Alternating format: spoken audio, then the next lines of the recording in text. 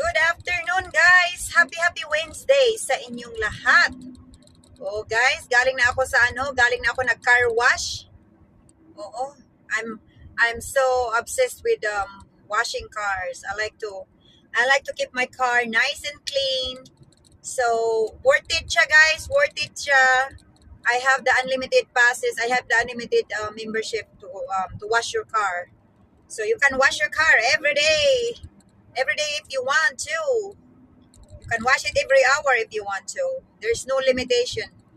So for the price of for the amount of money that I paid for a month, it's really worth it, guys.